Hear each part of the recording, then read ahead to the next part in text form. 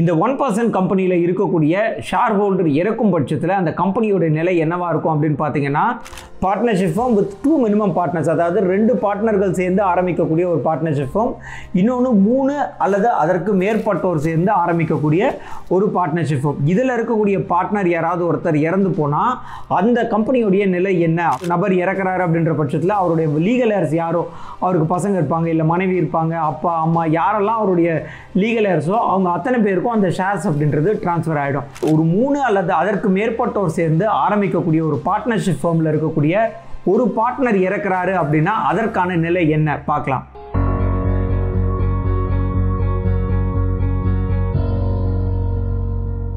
வணக்கம் ஆண்டர்பிரனர்ஸ். ஒரு நாளாவே த்ரோட் கொஞ்சம் இன்ஃபெக்டடாக இருக்குது. எவ்வளவு இடைஞ்சல் பண்றாங்க, தொண்டை கொஞ்சம் சரியில்லை. ஓஹோ. பட் ரெகுலராக ஆண்டர்பிரனர்ஸ்க்கு தேவையான கண்டென்ட்டை கொடுத்துட்டு இருக்கோம். அது தடைப்பட வேண்டாம் அப்படின்றதுனால இந்த த்ரோட்டோடவே பேசிடலாம் அப்படின்னு என்ன மனுஷன், கொஞ்சம் அட்ஜஸ்ட் பண்ணிக்கோங்க. சரி, இனி கண்டென்ட்குள்ளே வந்துடலாமே.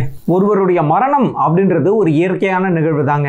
ஆனால் அந்த மரணம் அப்படின்றது ஏற்படுத்தக்கூடிய தாக்கம் அப்படின்றது அவர் சார்ந்த மக்களுக்கு மிகப்பெரிய ஒரு இழப்பாக தான் இருக்கும். அதுலேயும் குறிப்பாக ஒரு பிஸ்னஸ் ஓனர் அப்படின்றவர் இறந்துட்டா அதனால் ஏற்படக்கூடிய லீகல் காம்ப்ளெக்சிட்டிஸ் அப்படின்றது ரொம்ப ரொம்ப அதிகங்க. ஸோ இன்றைக்கி நம்ம பார்க்க போகிறது என்னென்னா, ஒரு பிஸ்னஸில் இருக்கக்கூடிய அந்த பிஸ்னஸ் ஓனர் இறந்துட்டார் அப்படின்னா அந்த பிஸ்னஸை அடுத்து லீகலாக யார் டேக் ஓவர் பண்ண முடியும், அடுத்து ஒரு பிஸ்னஸ் ஓனர் இறக்கும் பொழுது அந்த பிஸ்னஸோடைய நிலை என்னவா இருக்கும்.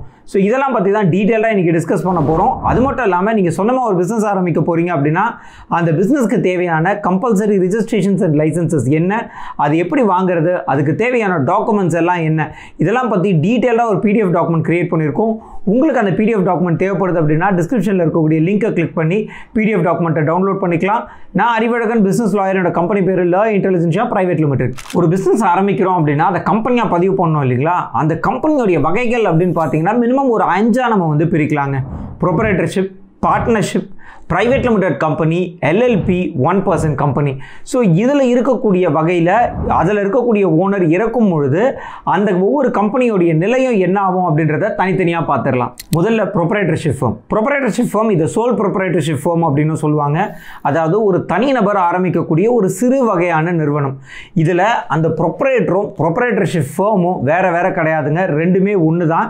எதனால் அப்படின்னு பார்த்தீங்கன்னா, இந்த ப்ரொப்ரைட்டர்ஷிப் ஃபார்முக்கு அப்படின்னு தனியாக பேன் கார்டு கூட கிடையாது. ப்ரொப்ரைட்டருடைய பேன் கார்டை தான் ப்ரொப்ரைட்டர்ஷிப் ஃபார்முக்கும் பயன்படுத்த முடியும். உதாரணத்துக்கு ஒரு பேங்க் அக்கௌண்ட் ஓப்பன் பண்ணுறீங்க, இல்லை GST ஓப்பன் பண்ணுறீங்க, இல்லை வேறு ஏதாவது லைசன்சஸ் வாங்கணும் அப்படின்னா கூட அந்த ப்ரொப்ரைட்டர்ஷிப் ஃபார்முக்கு தனியாக பேன் கார்டு சப்மிட் பண்ண மாட்டீங்க.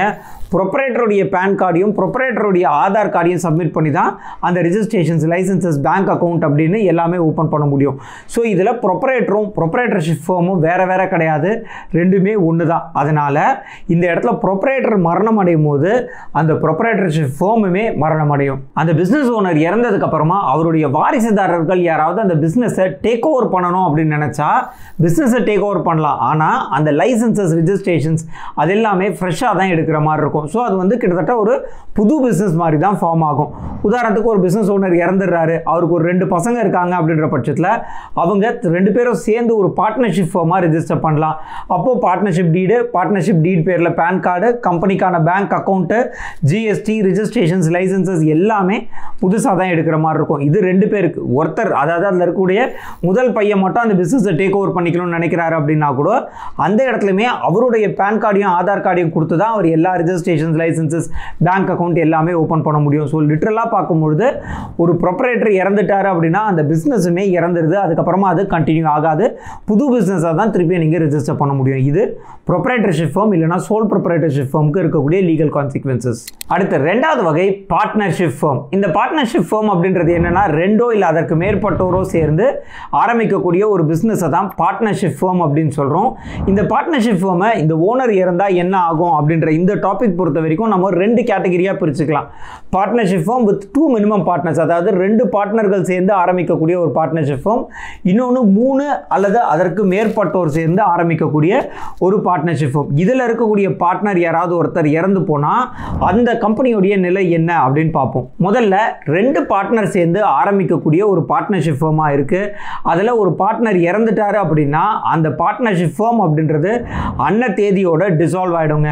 இதில் இன்னொரு பார்ட்னர் வராரு, இல்லை இந்த உயிரோட இருக்கக்கூடிய பார்ட்னர் இறந்து போன பார்ட்னருடைய வாரிசுகளை கூட்டு வந்து அவங்கள பார்ட்னராக சேர்க்கணும் அப்படின்னு எப்படி நினைச்சாலுமே அந்த பழைய பார்ட்னர்ஷிப் ஃபர்ம் இல்லா நிலை, அதாவது வாய்ட் அப்படின்ற மாதிரி ஆகிடும். புது பார்ட்னர்ஷிப் அக்ரிமெண்ட் போட்டு தான் இன்னொரு பார்ட்னர்ஷிப் ஃபர்மை நம்மளால் கிரியேட் பண்ண முடியும். ஸோ 2 பேர் இருக்கக்கூடிய பார்ட்னர்ஷிப் ஃபர்மில் ஒரு பார்ட்னர் இறந்த தேதியோட அந்த பார்ட்னர்ஷிப் ஃபர்ம் அப்படின்றது டிசால்வ் ஆகுது. அதுவே ஒரு 3 அல்லது அதற்கு மேற்பட்டோர் சேர்ந்து ஆரம்பிக்கக்கூடிய ஒரு பார்ட்னர்ஷிப் ஃபர்மில் இருக்கக்கூடிய ஒரு பார்ட்னர் இறக்குறாரு அப்படின்னா அதற்கான நிலை என்ன பார்க்கலாம். ஒரு பார்ட்னர்ஷிப் ஃபர்ம் உருவாகுது அப்படின்னா பார்ட்னர்ஷிப் டீட் அப்படின்றது கட்டாயம் தேவைப்படும். அந்த பார்ட்னர்ஷிப் டீடில் ஒரு பார்ட்னர் இறக்கும் பொழுது என்ன அந்த பார்ட்னர்ஷிப் ஃபர்ம் உடைய நிலை அப்படின்றது அதிலேயே குறிப்பிட்டிருப்பாங்க. இஃப் சப்போஸ் அதில் குறிப்பிடல அப்படின்ற பட்சத்தில் ஒரு பார்ட்னர் இறந்துட்டா மீதம் இருக்கக்கூடிய பார்ட்னர்ஸ் டிசைட் பண்ணி அந்த ஃபர்மை திரும்ப அவங்க அப்படியே ரன் பண்ணலாம். அதாவது 3 பேர் இருக்கக்கூடிய இடத்துல ஒருத்தரை கூட கொண்டு வரலாம், இல்லை அவங்க 2 பேருமே சேர்ந்து அந்த கம்பெனியை நடத்தலாம். அந்த பார்ட்னர்ஷிப் ஃபர்ம் டிசால்வ் ஆகாது. இவங்க 2 பேரோட ஒப்புதலின் பேரில் அது தொடரும். அதே சமயம் அந்த இறந்து போனார் இல்லைங்களா பார்ட்னர், அவருக்கு அந்த பார்ட்னர்ஷிப் ஃபர்மில் என்ன அசட்ஸ் இருக்கோ அதோடைய மதிப்பு என்னவோ அதில் அவருடைய பங்கை அவருடைய வாரிசுதாரர்களுக்கு கட்டாயம் இருக்கக்கூடிய எக்ஸிஸ்டிங் பார்ட்னர்ஸ் செட்டில் பண்ணுங்க. இது பார்ட்னர்ஷிப் ஃபர்மில் இருக்கக்கூடிய பார்ட்னர் இறக்கும் பொழுது அந்த பார்ட்னர்ஷிப் ஃபர்ம் என்ன நிலையில் இருக்கும் அப்படின்றதுக்கான விளக்கம். அடுத்து 3வது private limited company. Private limited company அப்படின்றது ஒரு இண்டிபெண்டன்ட் லீகல் என்டிட்டிங்க, அதாவது இதுவே ஒரு தனி நபராக செயல்படும். அதாவது கிட்டத்தட்ட இது வந்து ஒரு ஆர்டிஃபிஷியல் பர்சன் அப்படின்னு சொல்லலாம். இதில் 2 ஷேர் ஹோல்டர்ஸ் மினிமம் தேவை. ஷேர் ஹோல்டர் அப்படின்றவங்க தான் அந்த கம்பெனியோடைய ஓனர்ஸ். அவங்க தான் பணம் போட்டு முதலீடு போட்டு அந்த கம்பெனியை ஆரம்பிக்கிறவங்க. இதில் இருக்கக்கூடிய ஏதாவது ஒரு ஷேர் ஹோல்டர் இறந்துட்டாங்க அப்படின்ற பட்சத்தில் அவருடைய ஷேர் மொத்தமும் அவருடைய வாரிசுகளுக்கு போயிடுங்க.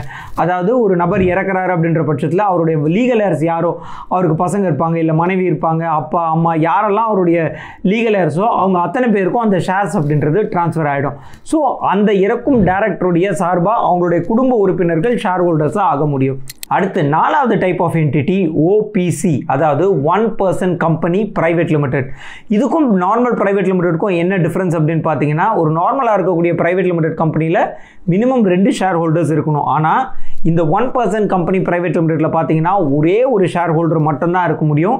அதாவது ஒரு தனிநபர் நிறுவனம் அப்படின்னு நம்ம சொல்லலாம். இந்த 1 person கம்பெனியில் இருக்கக்கூடிய ஷேர் ஹோல்டர் இறக்கும் பட்சத்தில் அந்த கம்பெனியோட நிலை என்னவா இருக்கும் அப்படின்னு பார்த்தீங்கன்னா, ஒரு 1 person company private limited register பண்ணும்பொழுதே இதில் ஷேர் ஹோல்டர் யார், ஷேர் ஹோல்டருடைய நாமினி யார் அப்படின்ற டீட்டெயில்ஸ் கொடுத்து தான் இந்த 1 person கம்பெனி பிரைவேட் லிமிடெட்டையே நம்மளால் பதிவு பண்ண முடியும். அப்படி இருக்கும் பட்சத்தில் அந்த ஷேர் ஹோல்டர் இறக்கும் பொழுது ஆட்டோமேட்டிக்காக இந்த நாமினி கம்பெனியை டேக் ஓவர் பண்ணிடுவார். ஸோ ஒரு 1 person கம்பெனியில் அதனுடைய ஷேர் ஹோல்டர் இறக்கும் பொழுது ஆட்டோமேட்டிக்காக நாமினி கம்பெனியை டேக் ஓவர் பண்ணிப்பார்.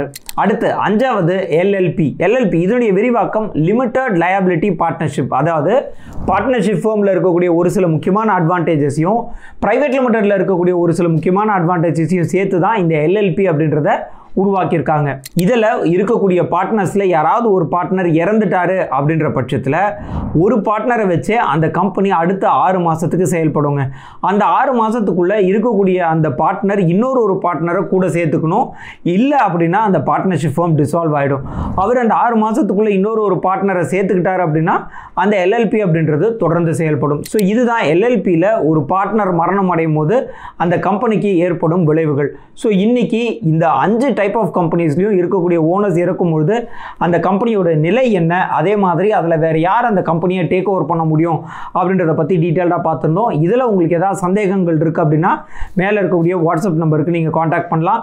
நான் அறிவழகன், பிஸ்னஸ் லாயர். என்னோட கம்பெனி பேர் லா இன்டெலிஜென்ஸ் பிரைவேட் லிமிடெட். நன்றி, வணக்கம்.